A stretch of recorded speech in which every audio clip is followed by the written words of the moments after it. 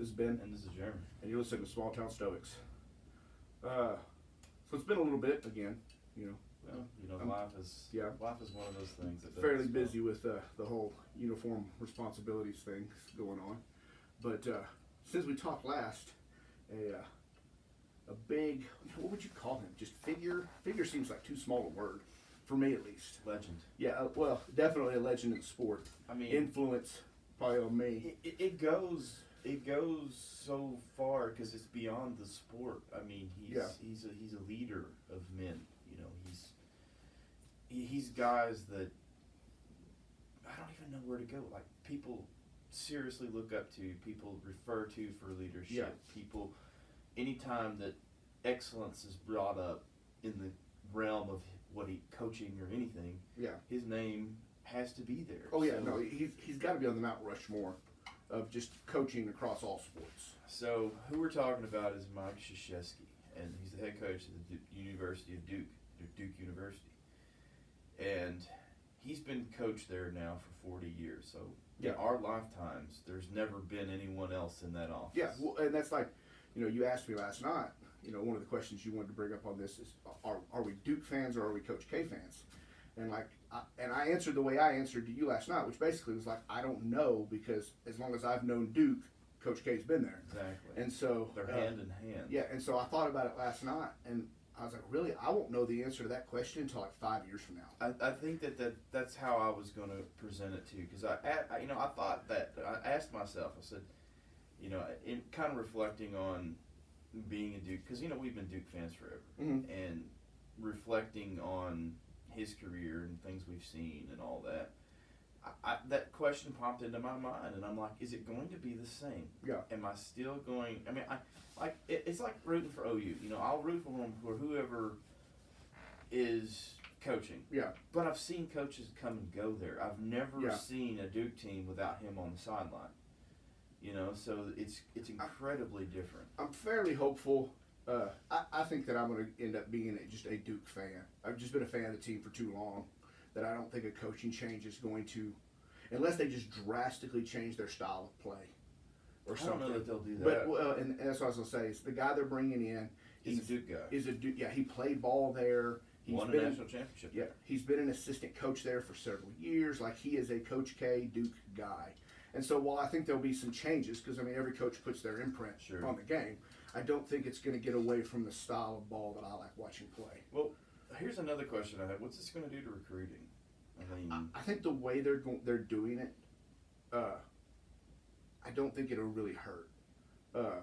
I think appointing the guy, you're out, so everybody knows what's happening. I don't think it'll affect the guys that are already there or already committed. Yeah, you're not going to see that many transfers. Yeah, because he's an assistant coach there already, so they've already had contact with him. He probably helps with recruiting. Sure. And then I'm talking about down the line, though. It's not the same guy coming over. No, it'll definitely depend on how well they do the first couple years he's there. Really, to me, it would almost be unfair to judge him on his ability until, he's going to take over in 22, 23? Yeah, something like that. So maybe 25, 26 will be the first year he's there with just his recruits. And his coaches. Yeah. It's going to be a thing, and I hope that Duke offers him the same patience that they offered Coach K. They didn't. Yeah. It's not a win now thing. Yeah. We've had, because can you think of a higher pressure situation than taking that office? Whoever follows Saban. Well, I don't think that's even that big of a deal, because Saban didn't build the Alabama program.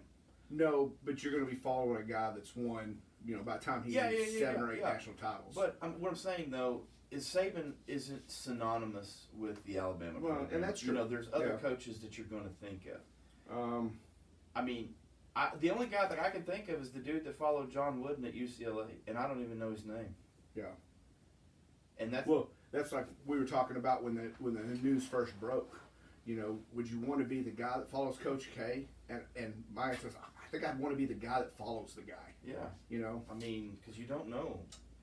Because all the expectation in the world is on you. My mind's gone blank.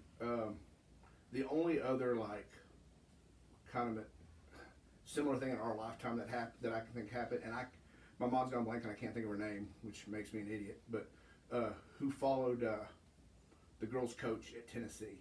Oh, Pat Summitt. Pat Summitt, yeah. And whoever followed Pat Summitt would have been. She'd been there for a really long time. I don't even remember who that was. Gino Arioma. Yeah, Gino Arioma would be another one. Why do basketball coaches have such complicated last names? It's just something that when you Google it. Nobody calls him Coach G though. No. But yeah, I guess those two because they built the program. Yeah. You know, the floor is named after them. Yeah. You know, you think Alabama football, you think, you know, Bear Bryant automatically comes to mind. You think Oklahoma football, you've got, you know, Bud Wilkinson or Barry Switzer comes to mind. You know, Bo Schembechler with Michigan and Woody Hayes or vice versa, I don't remember, with Ohio State. You know, they didn't build the program, so you know, like Ryan Day or Urban Meyer, you know, they're not synonymous. Yeah. Now, at the moment, it is, but you know, Coach K took Duke from the basement to where they are. You know, easily one of the most elite schools.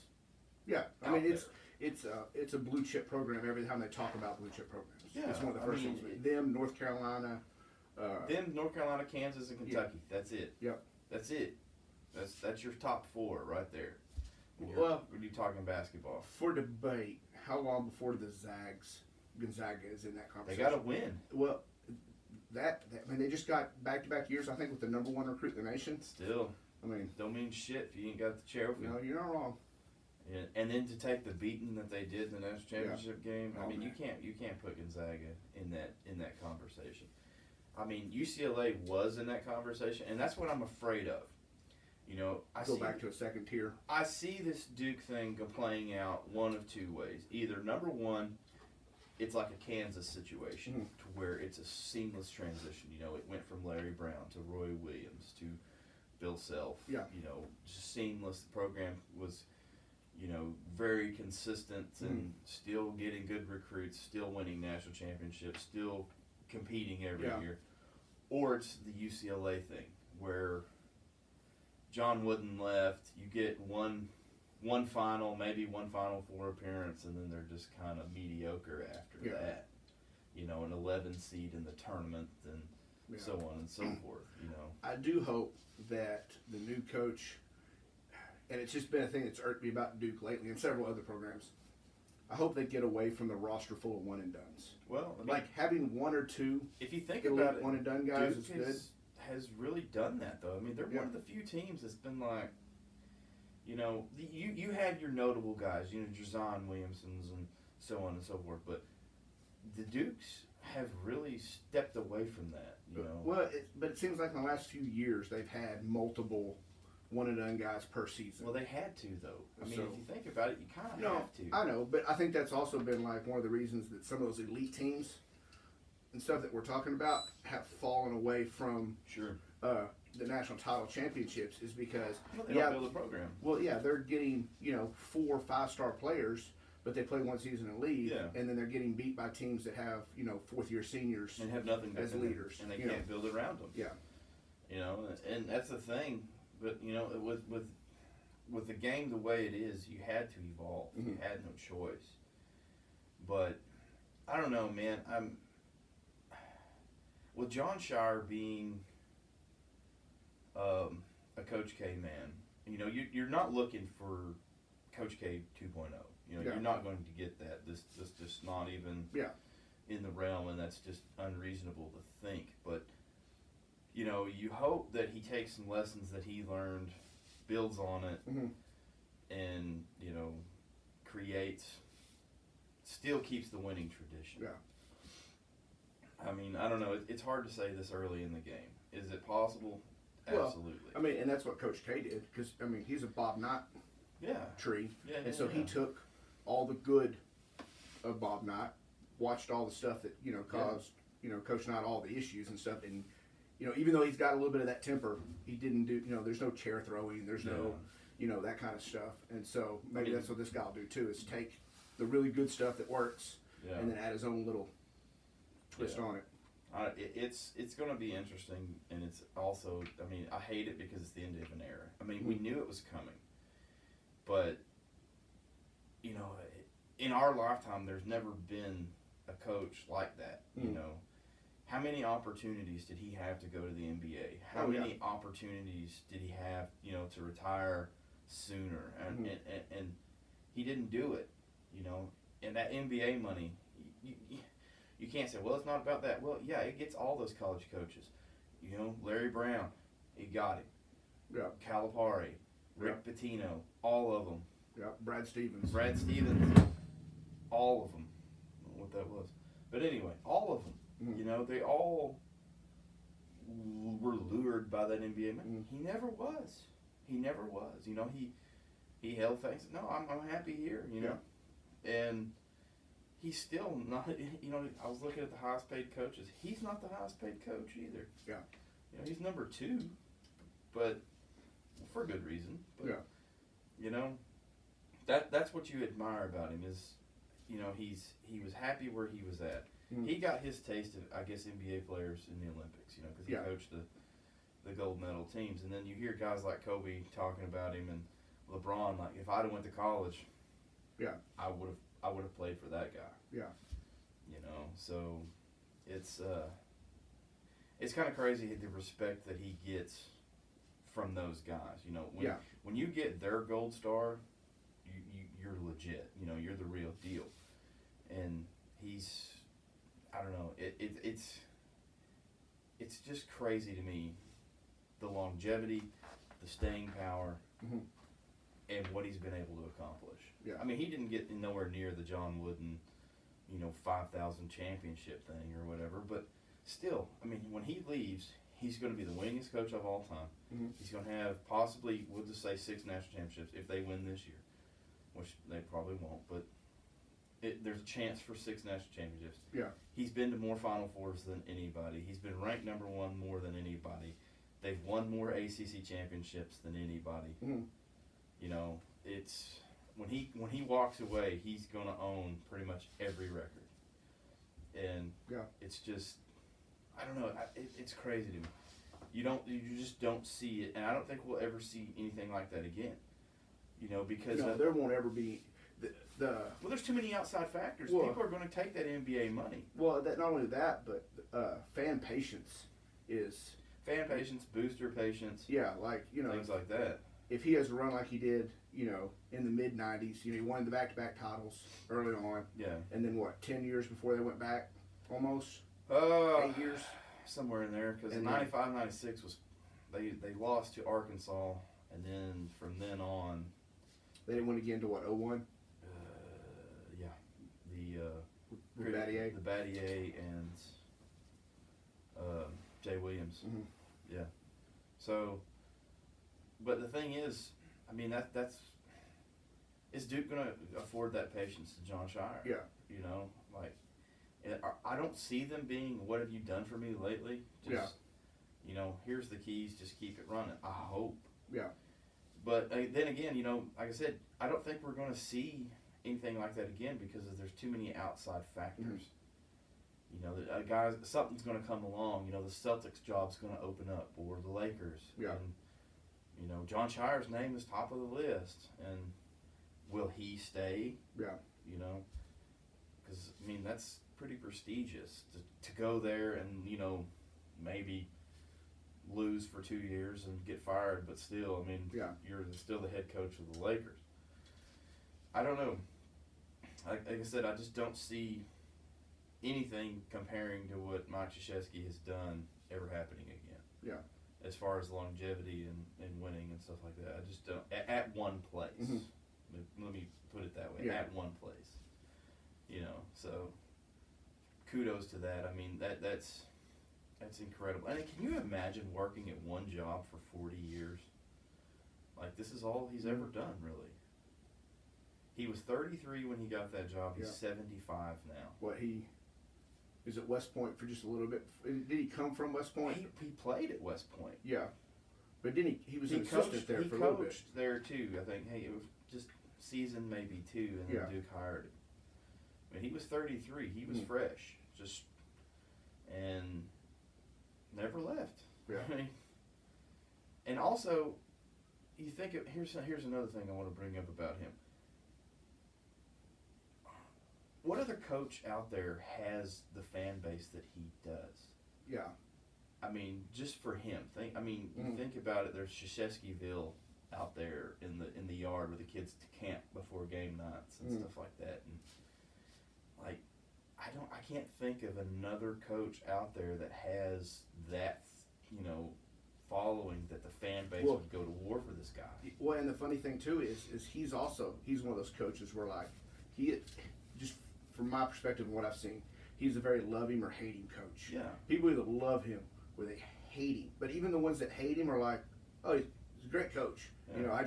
I don't like him because of X, Y, and Z. Yeah. Or whatever. But nobody's like he's a horrible person. No. They're just like, I just don't like the way he yells too much or he's mean or he looks like. My favorite one was when everybody was like, oh, he looks like a rat. Like, what the fuck does his looks have to do? No joke. He still come in your house and beat your ass. You know, that's what they do. Well, and the thing I always liked is, when's the last time you've had a Duke scandal like involving basketball players? You haven't. Yeah. That's like the thing. 40 years, and I He's can't kept think it of us. clean. I can't think of a scandal. He's kept it so clean. And that's the thing. That's what makes him, in my mind, one of the best leaders out there. He not only did he do it, he did it the right way, and he turned out, great people, great athletes. You never really had a shithead come out of there, if you can really think about it. I was actually sitting trying to think of like all the Duke players that have made it to the NBA, and like which ones of them have been. Really, the only shithead has been Grayson Allen, and he's not Man. that big of a shithead. No, he just plays a little. He's got a little bit of an intentional foul streak if he needs it. He's dirty, but I mean. Well, I don't even think he's dirty. I don't think he ever does anything to hurt someone. No. Does he stick a foot out because he gets beat? Sure. Probably. But he's not ever tried to hurt anybody. Yeah, exactly. He makes the late foul because he got beat on a dribble. Hell, I've done that. But you're right. You can't name somebody that comes from that university. They're like, man, fuck that guy. Like what? Kyrie Irving's probably the weirdest one. I would, yeah, Kyrie. But he's not really like. There's nothing wrong with him. He's just an odd cat. Yeah. I mean, I guess the most hated one would have to be Christian Laettner. But only because he ended up being a bust in the NBA. Well, yeah, but I mean, he was a cocky shit in college too. But the thing is, the dude backed it up. Yeah. I mean, people hated J.J. Redick. Yeah. Yeah, and well, the thing is, still about JJ, he backed it up. Yeah. He backed it up. They all did. And who's your favorite Duke player of all time? Shane Battier. Battier. Yeah. He's high on my list. For me, it's either Laettner or Jay Williams. Those two are really high on my list. I was always a big from the first game I saw Battier play. He's intense. I was always a Battier fan. He played both ends of the court hard. He wasn't the most talented guy on the team, but he was the one everybody else looked to. No. He was definitely the leader of those teams. The dude had work ethic too. Yeah, and then I liked him in the NBA too because he was the same player. He knew his role. He played his role. He was a glue guy. Yeah. And so. Yeah, I really like Battier, but Jay Williams in college was incredible. No, yeah, he was great. And he's one of the biggest what if stories to me. You think about what if he hadn't crashed that bike, that dude could. Because he won Rookie of the Year that year, didn't he? Yeah. Sky was the limit for him, and he was just going to get better, and you knew that. He had it going on, and then it all kind of fell apart on him. Yeah. Bad choices, I guess, but rookie money, buy your bike and go crash it. That's exactly what he did. But yeah, I have so much respect for him. Him and Laettner, are the faces of Duke to me. Mm-hmm. There's been so many greats come through there. I mean, there's the dudes that never made it in the NBA, but they were great players at Duke. I mean, like Cherokee Parks and Trajan Langdon. Yeah. I mean, these are going to the well for some of these. I liked Langdon. I liked Boozer. And then, you had those greats like Grant Hill. I mean, one of the greatest of all time is Grant Hill. You love him or hate him, the dude was fantastic. Yeah. See, what kills me on the greatest Duke players list is I didn't really get cable TV and stuff to watch Duke games until about 99-ish. You know, so a lot of the players I got to watch. We never seen them either. Mm. You know, it was until tournament time. Yeah. That was it. And I've told this story before, and I'll tell it again. The first tournament game I ever remember was the '92 semifinal against Kentucky. Yeah. When Leitner hit the shot, Mm-hmm. inbound from Grant Hill, baseball pass down to the foul line, one dribble, turn and shoot. Leitner hit it, game over. Yeah. And they won a national championship. You see that play every tournament time. It's one of the most iconic things ever. Yeah. And had they not won the national championship to boot, you know, you would never have seen that again. Like the Gonzaga thing against UCLA. If they'd won the national championship, you'd see it all the time. Yeah. But that's the thing. You know, the Duke one, they won. They backed it up. They won. And you see that every March. That play is brought up. Yeah. You know, and it just adds to the legacy. And the crazy thing about Duke too is, like, for years, and it's kind of starting to go away now, but for years Duke had that reputation of, like, amazing college players and just either jinxed or average NBA players. You know what I mean? Like, there was never any NBA superstars. Grant Hill got hurt. Jay Williams got hurt. Christian Laettner was a bust. Shane Battier was a role player. You know, it was always this. J.J. Redick, for the first 5 years of his career, was a dude that was just barely hanging on to an NBA roster. Yeah. And then luckily, a couple superstars showed up that made the three in vogue, and now, you know, he was on teams for years where he was averaging almost 20 points a game because he could sit back and shoot three, and it was normal. Here's the question I have about that then, and it just hit me. They had Coach K in college. Mm-hmm. They didn't in the pros. So how much better did he make them as a unit in college versus in the pros? You know, he took pieces, put it together, and this is what we got. Yeah. And in the pros, you know, they didn't have that. So, you know, that he's the common denominator there. Yeah. Well, I mean, I think there were superstars that played at Duke. You know, Grant Hill and Jay Williams are two of the easy ones to name. Zion will be. Well, yeah. Well, and that's what I was gonna say is, like, but those two both got hurt early in their careers, and, like, they went from being obvious superstars in the league to playing hurt the rest of their careers. Sure. Or, well, and Jay Williams never played again. Never played again. He only played 2 seasons. Yeah. 1 or 2. I think he tried to come back and just couldn't do it. Didn't have the explosiveness. But then, like, the other guys, it was like the X's and O's, you know, and playing with the team and stuff like that, the style of ball they played. Yeah. I mean, a great example of that is look at Grayson Allen. Yeah. I mean, for 3 years at Duke, he's best player in the country. Yeah.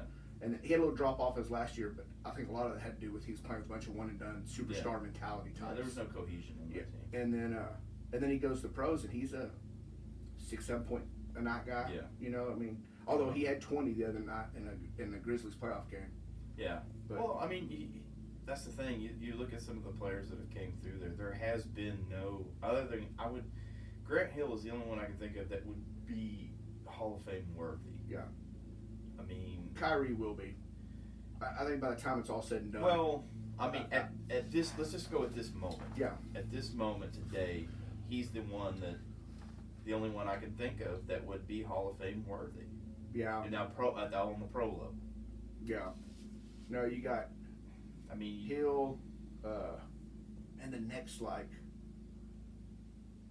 guy that I could think of that was significant in the NBA, and he won't make the Hall, was Carlos Boozer. Well, him and Elton Brand. But Elton Brand, the two that come to mind for me. Yeah. But they're not going to be. They're not Hall of Fame worthy. I don't. No. I think I think they're both about third tier. Yeah. Like your first tier is your Hall of Fame guys. Yeah, they're yeah. both, you know, they're Great guys. Players. They're guys that'll make the ballot for the Hall 8 years. is pretty good. Yeah. So I mean, you don't mind them on your team. It's not a pro factory. I Yeah. mean, and that's one of the things you look at there. That's also what makes it so incredible is that he's done it with just guys. Yeah. You know, just guys. So I mean, like I said, there's been no big, huge superstar come out of there. Now, is Zion the next? Probably. Would I have liked to seen Zion stay and play 2 or 3 years? Mhm. Absolutely. Because he could have sky was the limit for him too. Well, he doesn't blow that shoe out in the first round of the Against tournament. North Carolina. North Carolina, they win that year. Yeah. I just there wasn't a team as good as them in the nation. No, But he blew that shoe out and hurt his knee, and it was. that was that. Yeah. You know, and but the thing is, you can't blame him for leaving because No. the iron was hot. You Yeah. gotta go. You Well, gotta go. We keep talking about it just because he's one of the guys that falls in that category. It's Grayson Allen. Yeah. Grayson Allen leaves after his sophomore year. He's number 1 pick in the draft. No question. Yeah, not even close. Well, he single-handedly won the national championship. Yeah. You And really, in 15, you look at it and you're like, yeah, he was the guy. Yeah, he's number 1 pick in the draft, and then he doesn't go. He goes after his senior year, and he's top half of the second round, Yeah. something like that. And of course, some of that was because some of his defensive flaws started getting Yeah. pointed out, and then everybody started making a big deal about the tripping, Yeah. and so. And he wasn't even the guy on that team. He wasn't supposed to be. It was supposed to be Jaleel Okafor. Mhm. That was, and Justice Winslow. That was Yeah. that was who those teams was. But Mhm. Grayson Allen saved their ass. Yeah. And he was the clutch guy in that tournament. But I maintain the 76ers ruined Okafor. well, none of those dudes are anything now. I guess Okafor, does he still play for the Pelicans? No, he was. Who was he with?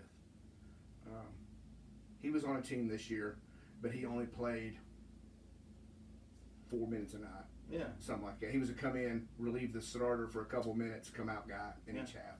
That was it. And Justice Winslow don't even play anymore. I thought he was in Chicago. He may be. I don't know. Who knows? Haven't heard Maybe a word. I'm wrong.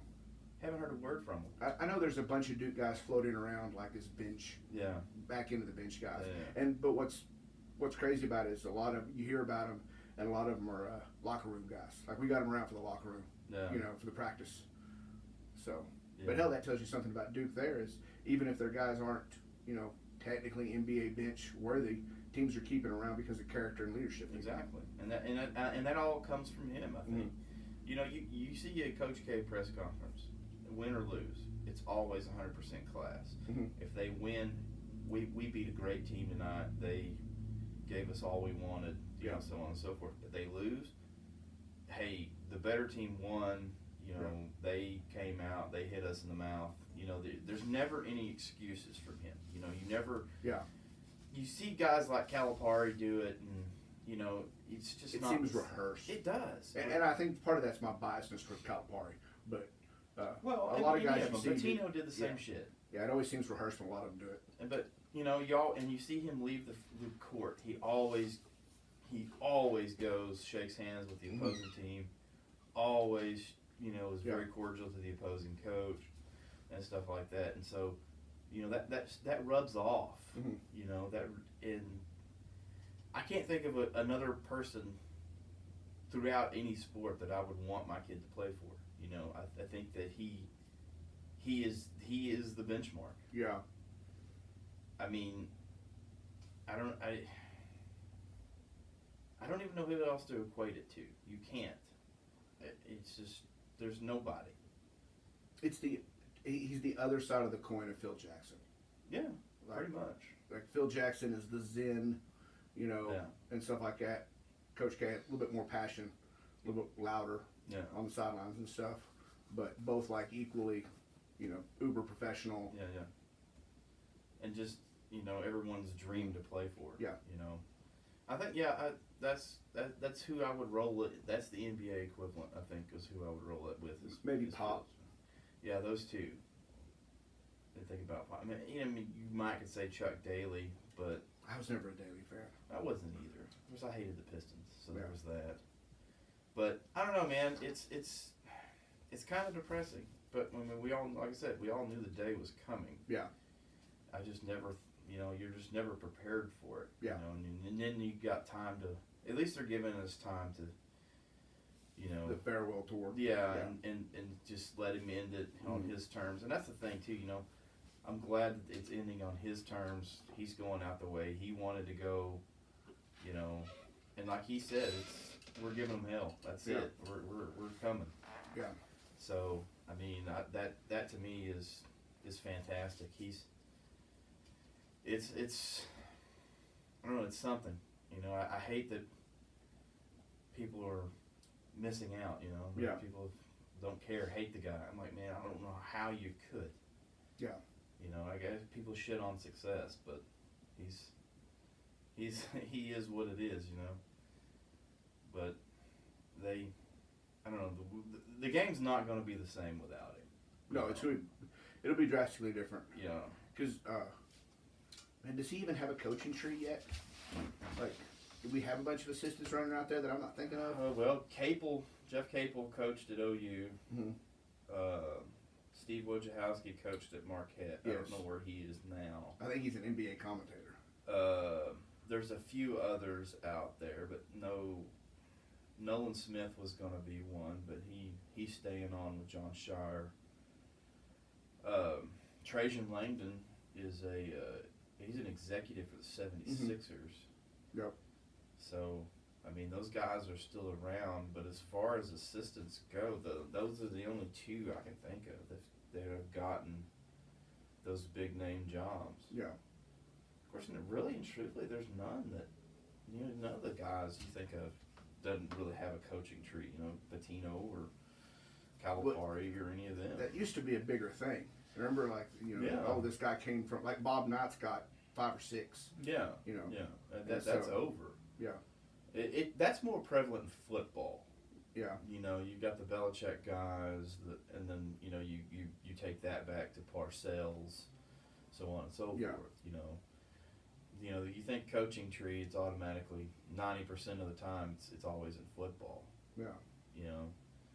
Like the OU assistants and so on and so forth. But no, I mean, there hasn't been. They haven't had any success. I'll put it that way. I mean, Capel did okay at OU, and I think Wojciechowski got fired.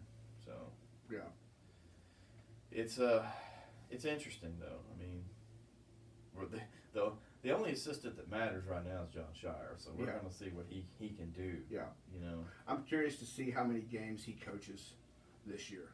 Where Coach K doesn't travel with the team, or something like that. How many games they kind of give him the training wheels top bill. That it's. I'm sure that it's coming. Mm-hmm. It's going to happen. It's not if, it's when. Yeah. He's going to have to turn the keys over and let him get his feet wet. And I also think that, like you talked about earlier, this is also going to help with recruiting, because now they know what they're getting into. Yeah. And from what I understood, Shire had been doing a lot of recruiting anyway. Yeah, that's right. Like, I think they've kind of had him pinned as the guy for the last couple of seasons. Yeah. I really think that if they'd have won with Zion and Brandon Ingram, I think Coach K would have retired after that season. Yeah, I got that vibe during that season that we were watching. If they won it, we were watching the last season and going out on top. Well, I'm glad that he gave a season's notice, and didn't just oh, we won, I'm hanging it up. Yeah. Because I think that's always the shock to the program. Now you're easing the guy in. It seems to kind of almost becoming the trend of, like, not every coach, but like the legendary top coaches. Yeah. Like, Stoops did it with Riley. Yeah. Coach K's doing it now. My mind went blank. Guy in North Carolina. Roy Williams is doing it, or did it. I think it's kind of becoming, the more legendary top or respected top coaches have been there a while. Are getting to kind of name and groom their successors. Well, I mean, they should, and they should. Yeah, if you want the program to continue on the path. Yeah. You can't just you're out hiring process, bringing a guy that's never been associated with the program. Exactly. And that's one of the things I'm so happy that they did. Like we mentioned earlier, Shire is a Duke man through and through. Played 4 years there. Has been an assistant for 3 or 4 years. And I like the fact that he wasn't a star. No. Like, he was on the team. He played, but he wasn't. No. He wasn't one of the superstars, anything like that. I always feel like those kind of guys, the 6th, 7th man types on a team. Well, they had to work for everything. Always end up had. making being better coaches than the superstar guys. That's one of the things. There's very few players I can think of that were superstars that I think would make an incredible head coach. And honestly, across all sports, the only one that comes to mind is Peyton Manning, because Peyton Manning is so fucking smart. I don't even know Peyton Manning though would. I feel like he would make like a great coordinator. Yeah. But I think that there's a different aspect that it takes to be a head coach over like a coordinator or Yeah. assistant coach. But and I don't know if Manning has that like head coach interest. But he enough would to do it. I'm not saying he would. I'm just saying that's the guy that comes to mind because his legendary preparation, you know, the work that he put in, his film work, and all that, you know, that to me is like that's the guy you want leading your team. Yeah. You know, most of the superstars they've been great from the beginning. They never really had to work for it. Yeah. You know. And so they don't know what goes into the preparation. And there's an things exception like to that rule, but yes, you're like the guys guys that have always been just naturally good. Yeah. Didn't have to learn. You have to rotate your wrist like this to swing through a ball evenly because they just did it naturally. You know, they didn't learn why they did it. You know, and they had to work and fight. Never had to work or fight or crawl for anything that they ever did. You know, they never had to do it because it just came naturally. Yeah. And they can't mentor that. They can't say, "Well, this is how we did. This is how I did it." Yeah. This is, you know, they can't can't pass that on. But what's funny about that is like, and we're talking basketball, so I use two basketball examples. So you take 99 or you take 100 superstars, right, in the NBA, and you divvy them out into super athletes, just super good at the game and all that stuff, and then you get to that last 4 or 5, and you get the students of the game that were not only the super athletes that could just do it, but also learned all those things about why you do it, how you do it, stuff like that. And that's when you get the Jordans and the Kobes, and you get the superstars of superstars, is because they have both of those, and they're that far between where like you're naming Jordan, Kobe Bryant, LeBron, you're starting to name 3 dudes in 20 years. Yeah. It's that few and far between. Yeah, and that's 100% correct. I mean, there's just not that many, and you're right. The guys that had to put everything on the line are always the best coaches because they know where the preparation. Yeah. I don't think Jordan could have coached. I don't think he had the personality type for it. Well, that and his expectations are too high. Like, his expectations were so hard on himself. Yeah. There's no way that you can put those expectations on a team because it would have never happened. And I think Kobe Bryant would have been in the same bag, and I think LeBron. I think Kobe would have been good as a coach. I definitely think that he would have been on the maybe a little bit on the Bob Knight side of the coin. Sure. But like he was coaching his daughter's AUT. Like I think he would have been with several years of coaching, kids. Yeah. And it would have helped that personnel skill side of coaching. I think he'd have made a decent coach. Well, I mean, it remains to be seen. We'll never know. Yeah. But those are the only superstars that you could think of that would do it because it just wouldn't work out. So you're right. It's always the 7th man, the 8th man, or whatever. That's always the guy. I think Chris Paul would be a good coach. He's probably. I was trying to think of like current NBA stars. I think Chris Paul would be a good coach. Maybe. Just because he's such an X and O, understanding the game guy. Maybe, and maybe Russ, but I don't know. I don't know. Russ is. He's too fiery. He's too temperamental. But I don't know. And then you think about this of the 6th man guys. I can't name one that I would think would be a fantastic coach. I mean, you just don't really know because when you watch Steve Kerr play, you never would have thought, man, that dude would be an excellent coach. Yeah. When you saw Doc Rivers play, it's like, man, that dude can coach. I think we're on Duke guys, so my mind is drifting. I think J.J. Redick would make a good coach. Probably. I think my mind went blank. Derrick Rose. Yeah. Would be a good coach, and I think that's because that's post-injury Derrick Rose. Well, he got hurt, he had to relearn. He had to reinvent himself as a player and become much more of a student of the game. I think he'd be a good coach. From the bottom back, that dude is another huge what-if story. I would love to say Dirk, but I think Dirk has no interest in coaching whatsoever. I think he might be a front office guy one day. Yeah. But I don't think he has any interest in coaching. It's crazy to think though. I mean, those dudes have so much to share. They just don't know if they could share it. Yeah. And that's the thing about the coaching is You have to be able to mentor and express and say, look, teach. Well, and that's what I think. A lot of those superstar guys would make great assistant coaches. Yeah. But not head coaches. Like they're the guys you bring in Shaq to coach your centers. Sure. That kind of positional. stuff. Yeah. Yeah. Because he doesn't know shit about playing point. I mean, Olajuwon does that. He just drifts around and coaches different centers, like his personal trainer. Yeah. It's something like that would work. And plus, I think those guys would carry too much anxiety too. Because I have to win. I have to win. I am Michael Jordan. This is what I did now, and my expectations are so much higher. You think about those coaches like that, and that were always synonymous with winning. The expectations are always super high. I guess the most recent guy I could think of would be Jim Harbaugh. Leaving the NFL and going to Michigan and falling on his face. Yeah. Michigan ain't shit, and so there's it's a two-sided coin right there. But I don't know. I wouldn't want to be in John Shire's shoes right now.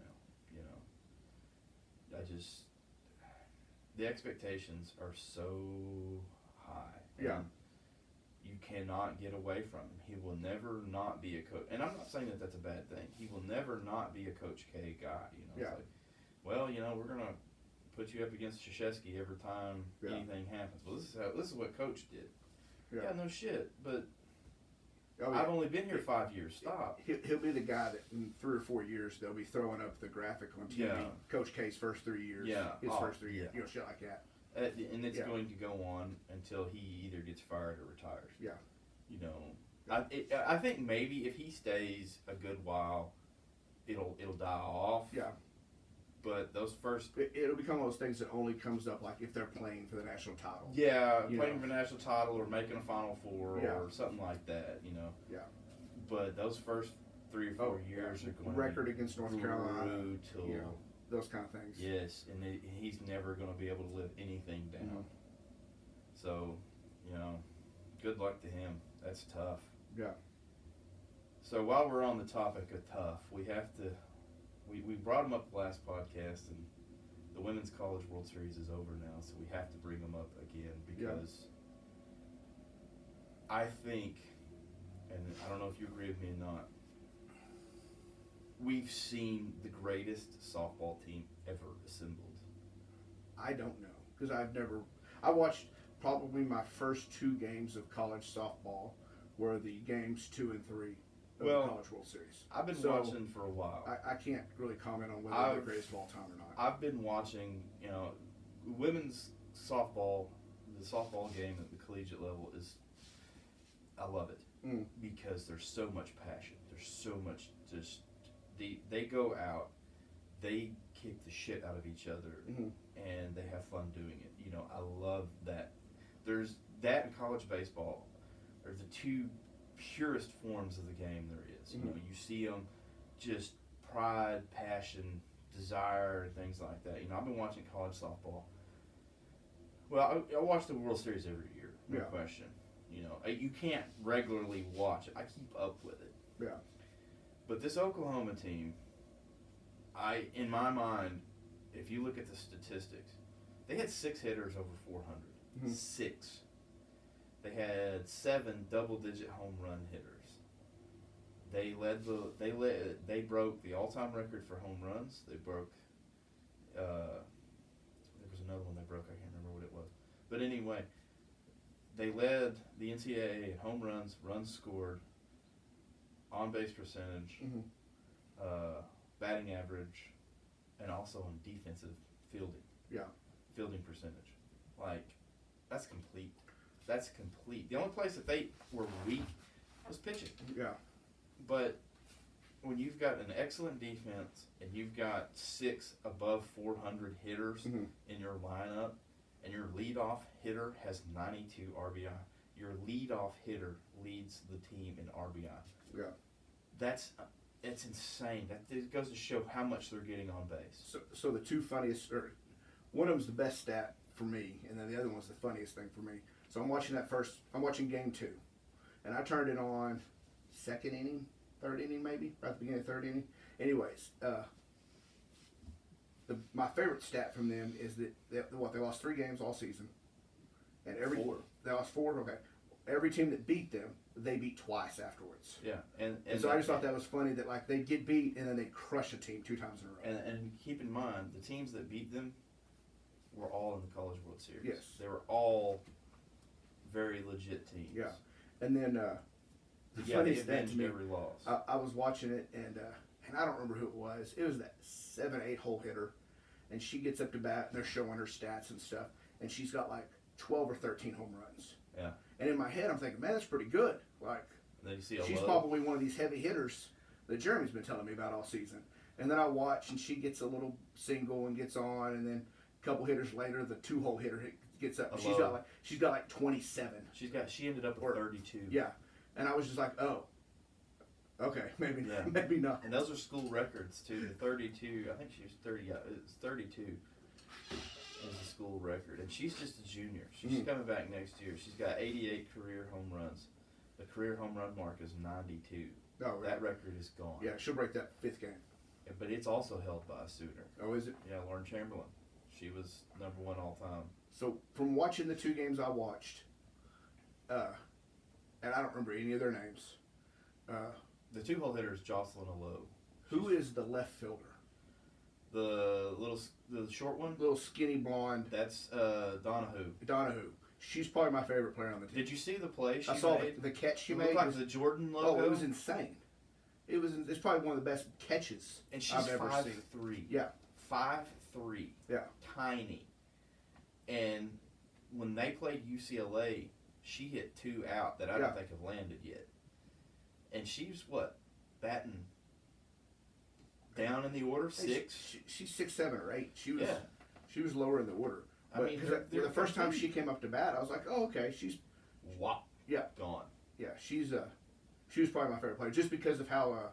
I mean, you know me. I like the animated kind of very playing with the too. chip and angry, a little bit angry. She stomps on the plate. I love that. Yeah. I love that. Well, all of them are very animated. You know, they. Well, but I like a little bit angry animated. Yeah. You know, she's a little. Yeah. You know, she's intense. She plays with a chip on her shoulder because she's 5'3". She can't be above 15. She might be that. Yeah. Soaking wet. Yes. And you know that she's been written off. Mm-hmm. And then she goes out and she will punch you right in the mouth and make plays like she did out in left. That was one of the most incredible catches I've ever seen. Yeah, it's one of the best catches I've ever seen. Any baseball, softball, and anybody else would have lost that ball. That ball would have came out of their glove. She held on, and just the reaction, the intensity, and then you see them, and then right back to business. Oh yeah, yeah. And that's the thing about that team. I don't know. Did you ever hear that they had their movie? Mm. They'd never seen Gladiator, so Patty Gasso made them watch Gladiator. Oh, really? That's why they pick up the dirt and do that. Oh, okay. And that's why that's their mentality is we're coming and we're gladiators and you know you better bring your A game because we're coming for you. And they. That explains this. Somebody in the stands that was like a family member dressed or something. Dressed like a gladiator. Well, yeah, that one. And then somebody had a sign that said, "Are you not entertained?" Yeah, that's. And I was just like, "That's a really weird softball sign," but that explains that. Yeah, they had never the preseason they had never seen Gladiator. Mm-hmm. And of course, they're young. Yeah. So you expect that, and so Patty Gasso made them. They all got together as a team building night, and they watched it, and they ran with it. Yeah. And that's what what they we did. run with. But we have to talk about one player in that College World Series that was incredible, and that was Odyssey Alexander for James Madison University. Mm-hmm. She fucked up and beat OU the first time. You know, I say fucked up, but you know, people talk shit. They're like, "Oh, Oklahoma can't be the greatest team ever because they almost lost to an unseeded team." Well, that unseeded team beat everybody they played. Yeah. The only team they lost to was the University of Oklahoma. Yeah. They had to do it twice. Yep. They beat a UCLA team. They beat Oklahoma State. They beat Georgia. They didn't mess around. Yeah. And they beat Oklahoma. First rattle out of the bag. Well, they beat that's 3 of the 4 teams that beat OU. Yeah. So. Yeah. And then they had just one pitcher. Mm-hmm. She came out and she had over 1,000. They beat themselves. So. Yeah. She had over 1,000 pitches. She Yep. made over 1,000 pitches. She carried that team. And then that one night she got hit in the foot. It tore her toenails off on her plant foot. Yeah. So pitching had to have been Oh. pure misery at that point. Yeah. But she was the highlight of the tournament for me. Other than the Oklahoma historic run. Oklahoma, we're never going to see anything like that again, except maybe next year, because they're not losing much. But that Alexander girl, she came out of nowhere. She was not recruited. That's why she wound up at James Madison. And that's the cool thing about this tournament, and is that teams and players like that got a shot. Yeah.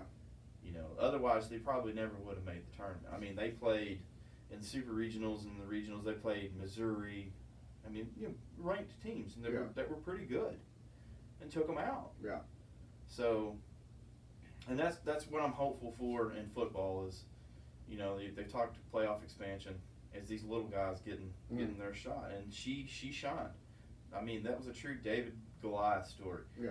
Is you've got a historic lineup, and she shut them down. She struck out 11 of them that first game. That's more of strikeouts than they had in the whole season, and she did it in one game. Mm-hmm. Of course, they saw her again and took her out, but I mean, twice actually. Yeah. But still, and here's something that stands to the leadership of Patty Gasso. After that game was over, the catcher for Oklahoma, Kinsey Hansen, while Oklahoma was celebrating on the field, she took the game ball over to Odyssey Alexander in the opposing dugout and was like, "Here you go." That's just pure class right there. Yeah.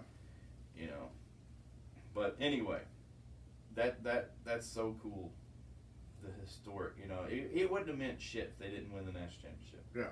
And it was in question. They lost the first game of the series and then had to win 2 in a row, but you just kind of knew that they were going to do it. Yeah, they lost fairly convincingly in that first game too. I got manhandled. Yeah. But they wasn't hitting. They couldn't hit. And their pitching was what it was, but then they come back and just do what they did. The second one was a game. The third one, it was. Well, the third one should have been a shutout. They scored on that one error when she dropped. She lost the ball in the sun, but still, I mean, it was dominant performance. I mean, they were, and that's the cool thing about them is they never lost their heads, even after getting just the field mode with them that first game. They never lost their heads. They came back and like, all right, y'all better be ready tomorrow because we're not laying down. So, and that's pretty awesome. But anyway, I touched on it, and let's talk about it for a minute. The playoff committee are meeting in college football, and we're talking a 12-team expansion. Yep. So give me your thoughts. What do you think that'll do for the game? And I'm amazed they jumped to 12. I thought it was going to be 8. I thought it was going to be 6, and the top 2 teams would get a bye. That would be ideal. That's what I thought it was going to be. And then when they came out with this 12, and the top 4 teams get a bye, something like that. I think it's so many. It's nothing in stone. So its original plan, I think, was to get a bye, and then the other ideas have floated around. It's until it's in stone, we'll never know. I'm not a big fan of the bye weeks. I think in college it hurts a team more than it helps them sometimes. Yeah, exactly. And they need that momentum. Yeah, they need it. Well, and there's already so much time between. The championship, like your conference championship, to when the playoffs start. Yeah, you got like 5 weeks in there, a month, over a month on that. I like the idea of 12, just because you get some of those. What was it? 2 years ago we had FAU that was like 13-0. Yeah, and can't get in. So you get some teams like that. They get their shot to prove whether they can or can't. Well, and that's the thing. And I think it's also going to. You're going to see players not opt out anymore. Yeah. They're going to go. They're going to play in their bowl games now because they all mean something. Yeah. So it can be nothing but good for the game. But here's the flip side. Some teams may end up having to play 17 games. Yeah. So do we shorten the season? I think, and I've always thought this, is that conference championship games should be like the first round of the playoffs. Like, if you don't win your conference, Yeah, like, you got no business they're not going being to be. there. They're not going to do it with 12 teams. But like when it was going to be 6, I was like, Power 5 conference champions, and then the one at large. and then one at large. And the one at large had to be a conference champion. Yeah. That it's like you said, if you're not the best team in your conference, Yeah. If you don't win your conference championship, you shouldn't get to move on. Exactly. There's good and bad with this whole thing. The bad is going to be the expanded schedule and that many games. I think they'll cut some games out of regular season. Well, I mean, so you see those first few weeks, and I think you'll start seeing less. You see less of those bullshit games. Now, some teams need those games as a tune-up, but still, you cut the fat there, and then just just start with your conference schedule and just go, and then don't play a non-conference. I've always been fine with one, like, not gimme game, but one out of conference kind of tune-up game. Yeah, and stuff. But they some of these teams only have 3. Well, yeah, and some of them play them, 2/3 of the way through the season. Well, Alabama always plays like Citadel or somebody before they go to Auburn. Yeah. And they play like just a powder putt, like get that 72-0, and it's like the next to last game of the season. Yeah, games like that will disappear. They should. With it. They shouldn't happen. So. And I think it's gonna make the bowl games matter more. People are gonna give a shit about the bowl games. It's gonna be nothing but good for the game. And then you're right. Your feel good stories of like your UCFs a few years ago. UCF. Who was it this year that Cinderella top team? Coastal Carolina. Well, and BYU. Yeah. Yeah. They're going to get their shot. Yeah. Now the Notre Dame people are not happy about this because they're like, well, conference champions, join a fucking conference. Yeah. Simple. Yeah. Oh, but we play a tough schedule as an independent. Do you though? You play a bunch of names, but nobody.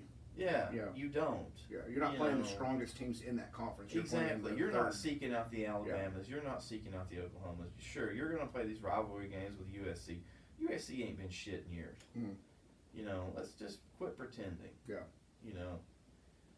So, the Notre Dame really doesn't have an argument. But somebody, of course, you listen to the Golics online. Of course, they're Notre Dame guys, so they're going to, be in that. But they're saying, well, this team could be 13-0, taking teams to the woodshed, and still not get in as a top seed. Join a conference. Yeah. There you go. Yeah. Prove it. You have to reward these conference champions. Otherwise, your conference championship doesn't mean shit. Yeah. And what has Notre Dame historically done?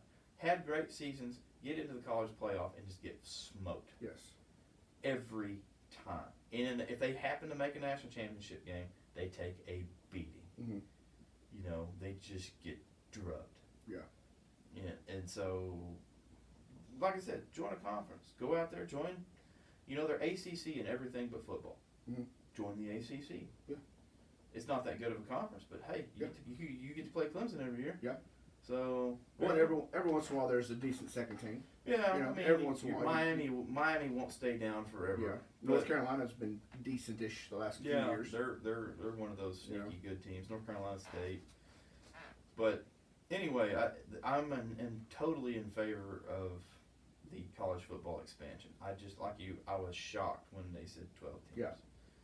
Yeah. I really thought they jumped in with both feet. Yeah, I really thought we'd get 6, and then 5-6 years down the road from that we'd get 8, and then maybe 10. But they'd ease it up a little bit. Yeah, no. I was not expecting just 12. Well, if they go to 12, they need to leave it alone. They don't need to expand. I don't think it needs to be any bigger. No. They don't need to do any of this. We're to have a play in and all that. No. To me, 12 is almost even too big. I think so. I think really, if you're not to me, if you're not in the top 10, you don't probably have a shot. Well, I mean, unless you're one of those can't get respect because you're BYU, Eastern Carolina, stuff like that. But then in that 10, 2 slots should be reserved for at large, non-Power 5 teams. Well, I mean, you don't want to get out there and you have 7 SEC teams in it. Yes. It's just. But that was one of the things I read was one of the models was no limit to conference attendance.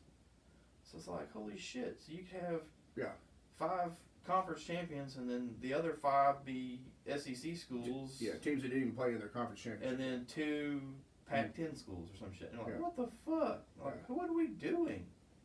I don't like that. Yeah. At most have 2 because you're right. You you're not good enough to make it in your own fucking conference. Yeah. So let's not put you in the playoff to be a national powerhouse when you're not even a powerhouse in your own league. Yeah.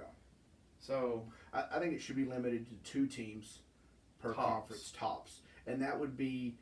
And to me, it's either the 2 teams that made the conference championship game, or like say you have a season, and I'm using Big 12 because I can't remember any SEC teams that are in the same conference. You have a season where OU is the conference championship, the champion, and they were 13-0, and Texas is 11-1, and their 1 losses to OU, and they didn't make the title game because of the 1 loss to OU. And that happens too. Then you take them over the second place conference person because maybe they're 9-3. Yeah. A prime example of that, you mentioned the SEC, would be your divisions. The West Division in the SEC is not as good as the East Division. Yeah. The East Division houses Florida, Georgia, so on and so forth. And then your West Division, generally has a weaker team, and then the Alabamas of the world go in there and eat their lunch. I agree. Second place in that division, and their only loss is to the eventual conference champion. Yeah. So you can take that. I totally agree. They deserve a shot because you know what? They went out, they grinded. Yeah. Well, they lost one game. And even then, it depends. If OU beats Texas by 40, okay, maybe not. But if they beat them on a field goal or a touchdown in the last little couple minutes of the game, And see, then you're also you're going to shut those other teams up. That they're like, give us our chance. Well, here you go. Yep. Yeah. Put your money where your mouth is. Your reward for winning the Sun Belt Conference, you get a dance with Oklahoma. Yep. Or you get a dance with Georgia or Alabama or whoever. It may not look pretty, but you got your shot. Yep. So it will answer the question of, can these teams run with these teams? Can these non-Power 5 schools run with the Power 5? And I think it'll help parity in the sport. Oh, it'll help recruiting. Because now, like, hey, you want to play for a national title? You better go one of these 5 schools because you ain't playing for it if you're not going. If you're not now, if you're not OU, Alabama, Clemson, Notre Dame, or Ohio State, you're not playing for national title. Yeah, pretty much. And now if you open it up to 12 teams, you really are opening it up to like 15 or 16 teams that have a chance to get that rating. So guys have a better chance of playing for a national title. And it's also going to help those smaller schools because they're going to get exposed. Yes. They're going to be. They'll be national primetime They'll games. be right there, and you'll see them. They may be getting slaughtered, but hey, you're going to get a look at them. I mean, hell, using last year's, Eastern Carolina and BYU are undefeated, making noise, and nobody's seen them play because they're not primetime games until they played each other. Yeah, and it was a primetime, and it was a great game. And they had to schedule that game mid-season because the COVID stuff just kind of allowed it to happen. And it ended up being a fantastic game. And that's what you're going to get with this playoff, I believe. You're going to get those teams that go head-to-head. You're going to get your Boise States that are going to be undefeated, and they're going to be playing the Pac-10 champion or whoever. It's nothing but good for the game, and I wish they would have done it sooner.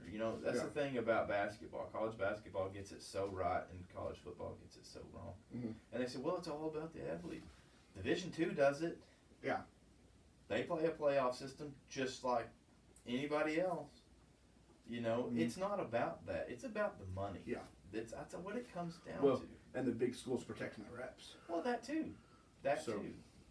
Alabama does not want to get beat by Eastern Carolina. No one. But hey, now you're going to have to. Now you're going to have to put your muscle in there. And that's the thing, and like I said, it's nothing but good for the sport. And I hope they adopt it, and I hope they don't fuck it up. Yeah. The models I've seen have all looked good except for the exception of like and I think they might have pulled that out where like there's no limit on how many conferences could be represented and so on and so forth. The one thing I didn't like on one model I seen was a conference championship does not give you an automatic bid. Bullshit. Yeah. You win the Big 12 or the SEC, that should give you a fucking shot. There's no question you've beat some good teams. I mean, when you talk about college basketball, I mean, how many teams have made deep playoff runs that probably weren't going to make the 64, but then went on a run in their conference and won their conference championship game, and then made it to the Sweet 16, Elite 8. Well, all right, let's talk about current events. The Florida State team that Oklahoma played in the softball final lost 11 of the last 12 games got hot in the ACC tournament and and rode it all the way to the final of the College World Series. Yeah, you get teams like that, they get that momentum going there toward the end, and they just punch them in the mouth. But see, that's the thing with basketball, though. It's a conference tournament. So if you lose early in football, your chances of making that championship game are slim and none. So, if you come in hot, but that's the thing. If you make a good enough showing, you can be that number 2 team to qualify. Well, and now that, that early September conference game, it matters to both teams because it's a playoff game for the conference championship. Well, every game matters now. Every single one of them, because you got to A, look good for the committee, and B, you got to make your conference championship. Yeah. And you got to win it. Yeah. And so that it matters. And I also think that you're going to start seeing these schools quit scheduling powder puffs for their tune-up games and start scheduling, real deal games. Yeah. You're going to start getting ranked opponents in there, and they need to do that. They need to, because you got to see where you're going to be. Yeah. Now, granted, say you beat a team early and then you play them again in the playoffs, that ain't going to be the same team because they got a whole season under their belt. Yeah. You're not going to get the number two game again. It's not going to be a replay. So, yeah, it's going to be great for the sport. I'm really excited, and I hope that it all goes through because it needs to. Yeah. It needs it. The 4-team playoff is kind of a joke to me. Yeah. Because you have a Power 5, and you're leaving one Power 5 conference champion out who could have made noise. We don't know that, but they could have made noise. Yeah. And instead you get 2 SEC teams, a Big 12 team, and Clemson or something like that. Yeah. I'm like, fuck that. Yeah. So this is the only way to do it right. What I would have liked, I think, honestly, do you think 12's too big? I think it. In my mind, I think it is. That's what I'm saying. To me, 8 is ideal. I would almost even say 10, and you give the first 2 teams, great teams, a bye. Yeah, that's fair. And then that way you get, you max 2 per Power 5 conference, and that's a max, not a mandatory. Yeah. And then that opens up several slots for, those smaller schools, because like the ACC is probably not getting 2 teams. No, not at all. So that now you get 3. Other than Power 5 teams in the tournament. So 10 to me, and then you're playing an 8, you go from 8 to 4. Well, hell, then it doesn't really work that way because then you'd almost have to give 2 teams 2 weeks of bye. You'd have to. And so. I don't know. 12 may be the only way to go. Yeah. Maybe the ideal model. Yeah, or 8. Yeah, 12 or 8. How many teams get in the NFL playoffs, I think? 12, 14? 16? That's half the league. I think it's half the league. Because you get there's 4 divisions. 4 divisions per conference. And then 2 wild cards, so 12. But this year they're doing it like, I think they're doing it like the NBA where there's an extra team per. So I think it's 14. Well, if you've got that many teams, I guess 12 would be the way to do it. That way you wouldn't have to stretch it out with bye weeks and everything else. Yeah. Because like you mentioned earlier, a bye week would kill a team. If they're on a roll, oh yeah, well guess what? You're gonna take 2 weeks off because you always get that feeling like when Oklahoma made playoffs. Yeah, they were on a roll coming out of the season, and then you give them 5 weeks off, and they're just not the same team. Yeah, and then you've got to worry. Well, but if you do it right, then really those teams would go from conference tournament games, and then like 2 weeks later the playoffs start, and then you leave the Final Four and the final one, like you probably leave them on the same weekends they're already on. Yeah. And you wouldn't have to adjust the schedule. You just would have been you wouldn't have as long a layoff between those games. Yeah. So. Well, they would have to take all that into account. I'm sure they are, but I'm just glad that the conversation is being had because for the longest they never had the conversation. Yeah, they refused. They're like, no, we're good. Yeah. Good at 4. And. Well, my theory on it is, and one of the reasons I think they're going with 12. Is they're fixing to lose, the NCAA is fixing to lose all these pay the players and pay them for their likeness and stuff. Yeah. And so now they're like, well, shit, we need more games to make up more money. Well, because we're going to pay these guys for their likeness. Money is a factor. Yeah, and so I think that's why they went from, instead of going to 6 or something, they went to 12. Is they're like, shit, we need like 9 more important playoff type games to make a bunch of money. It also makes those bowl games more valuable, so people will pay more to put their names on them. You know, Yeah. you're not going to have like the Dollar General Bowl anymore. It's these companies are going to put money to it because they want their name associated with that playoff. Yeah. And so I think that they're driving their price up. Yeah, I think that's one of the things to do with this. They needed to make. Well, you know it. Yeah, they needed to make more money because they're going to lose all those cases. Because I mean, hell, states are already making state laws that say, hey, if you're a college in this state, you've got to pay your players to use their likeness. Yep. And that's only fair. So yeah, my thought on that has always been I fall on the you're getting a free education side of the paying. Now, do I think that like they fixed a problem a few years back when they made it where like there's not specific meal times and you can eat 24 hours a day in the deal, like that's something that needs to be fixed. But I fall on the you're getting a free education when so many other people aren't to play a sport. But I also fall on the if you're selling,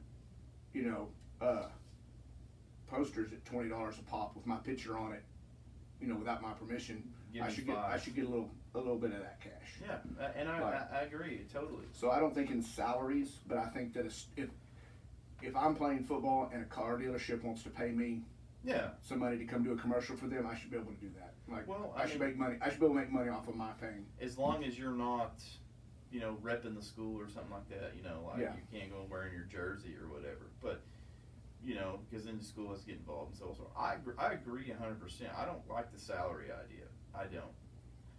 But also, I'm with you. If you're selling my jersey and it's everybody, it may not have my name on it, but it's got my number. Yeah. And you're making $70 a whack off of it. But that gets tricky in college too because I mean, how many famous players have worn? Typically star players wear the same number. But and so, when you see those jerseys and stuff like that, or like you said, posters or video games. Of course, they haven't done video games in a while, but I think they're rolling them back up. It's coming back out. Yeah. But still, like I said, I mean, you're selling that, and that's who the people are associating it with at that time. Yeah.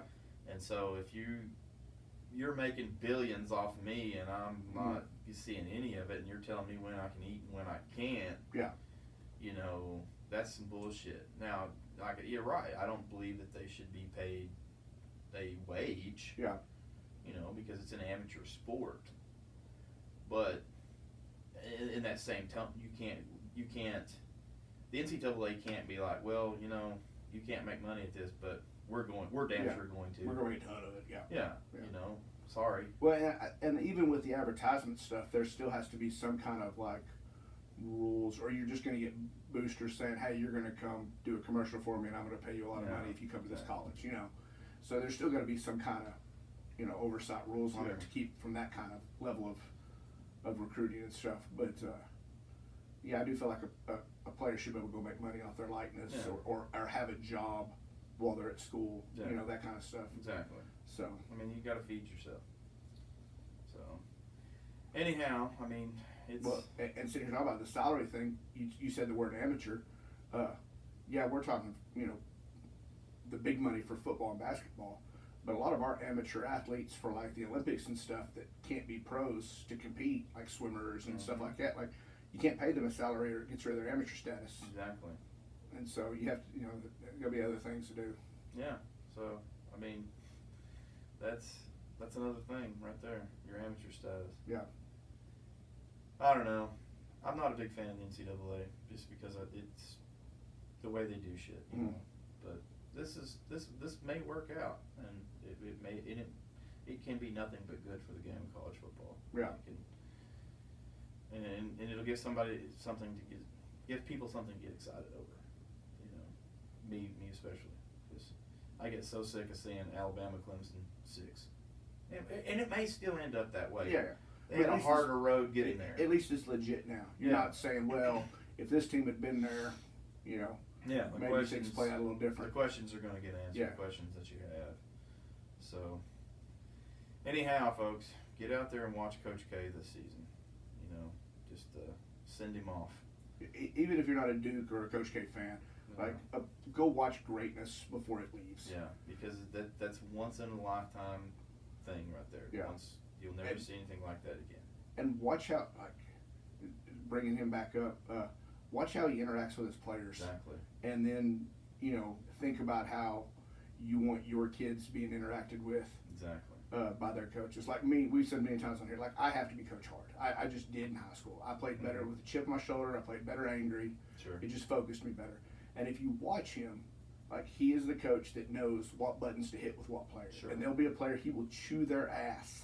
And then the next guy in line, he's got an arm around their shoulder, Yeah. you know, just talking to him, you know, cheering him up, making a joke or something. Exactly. And he is a guy that knows his players, knows his kids, and knows how to, you know, manage them and lead them, you know, Absolutely. without going, you know, full Bobby Knight. Exactly. Which I'd played for Bobby Knight, so Oh yeah. But this guy, so it's once in a lifetime. Yeah. You know, this is it. So. If you're an aspiring coach, you need to be watching this entire season. Yep. Soak it in. Learn as much as you can about this dude. Read his book. You know, do what you got to do because he's the real deal. You know, so he's who you want to be if you're a coach. You know, it's just that's it. If you had to go chip a coach out of stone, there he is. Oh, I've said all my life, if I could have played 4 years of college, if I could have made a deal to play 4 years at Duke with Coach K, I'd have lost my left leg below the knee after it was over with. Sure.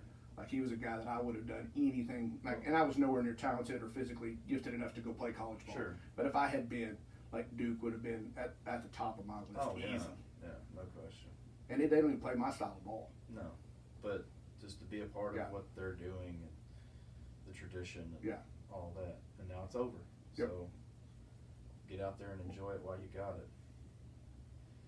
Anyhow, I'm done. You done? Yeah, I think we're out. All right, man. Y'all have a good week. All right.